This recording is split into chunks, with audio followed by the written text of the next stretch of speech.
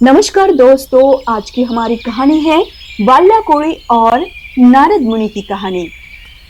दोस्तों, यह एक ऐसी कहानी है जो खूंखार डाकू वाल्याकोड़ी किस तरह से वाल्मीकि ऋषि बनता है। जी हाँ दोस्तों, ये वही वाल्मीकि ऋषि है जिन्होंने रामायण लिखा था। तो चलिए शुरू करते हैं हमारी कहानी। दोस्तों, बहुत पुरानी बात है। वाल्याकोड़ी नाम का एक डाकू था।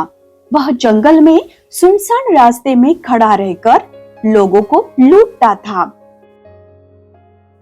जोर जबरदस्ती से वह व्यापारियों का धन लूटता था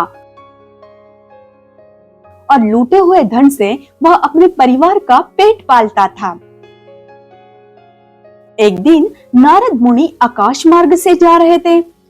नारद मुनि देवताओं के ऋषि और भगवान विष्णु के भक्त थे। वह नारायण नारायण का जाप करते थे। उन्होंने देखा कि वाल्याकोड़ी बहुत लूटमार कर रहा है। नारद मुनि वाल्याकोड़ी के पास आए और उसे समझाने का प्रयास किया। तब वाल्याकोड़ी ने कहा कि मैं तो अपने परिवार का पेट पाल रहा हूँ और यही काम मुझे आता है। फिर नारद मुनि ने कहा कि यदि ऐसा है तो तुम जो पाप कर रहे हो उस पाप में तुम्हारे बीवी बच्चे शामिल है क्या?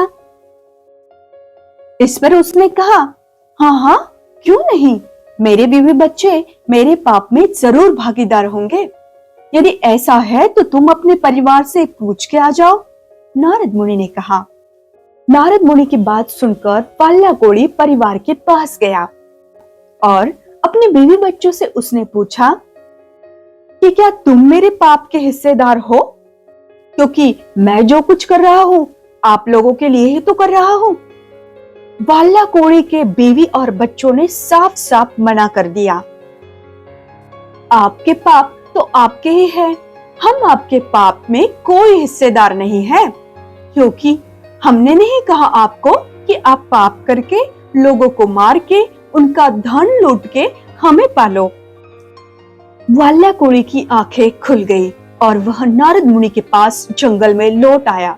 नारद मुनि से क्षमा याचना की और सही रास्ता दिखाने के लिए कहा।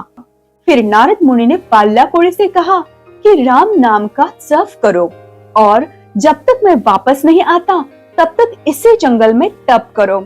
यह सलाह देकर मुनि वहां से चले गए। दोस्तों, वाल्याकोड़ी उस जंगल में तप करने लग गया। राम राम की जगह मरा मरा कह रहा था, लेकिन मन लगाकर कह रहा था। कई दिन, कई महीने, कई साल गुजर गए। वाल्याकोड़ी अभी भी तप कर रहा था। उसके पास चींटियों ने अपना घर बनाया था। वह चींटियों के घर में समा गया था, परंतु अंदर से राम राम की आवाज आ रही थी। वाल्याकोड़ी की तपस्या चल रही थी और इसी तपस्या से प्रत्यक्ष भगवान प्रसन्न हुए और वाल्याकोड़ी के सामने प्रकट हुए। दोस्तों, वाल्याकोड़ी अब एक सामान्य मनुष्य नहीं बल्कि वाल्मीकि ऋषि बन गए थे। जी हाँ दोस्तों, वही वाल्मीकि ऋषि जिन्होंने रामायण लिखा था। तो देखा आपने दोस्तों, एक वाल्याकोड़ी नाम का खूंखार डाकू जो नामस्मरण करके, घोर तपस्या करके अपने पापों से मुक्ति पाता है और वाल्याकोड़ी से वाल्मीकि ऋषि बनता है। तो दोस्तों, क्या आपको मेरी कहानी पसंद आई? यदि पसंद आई हो तो कहानी को लाइक करो, अपने दोस्तों में कहानी को शेयर करो और इसी तरह नई नई कहानियां सुनने के लिए सब्सक्राइब करो। और हाँ, बेल आइकन अवश्य दबाइए। फिर मिलूंगी नई कहानी के साथ। तब तक के लिए धन्यवाद।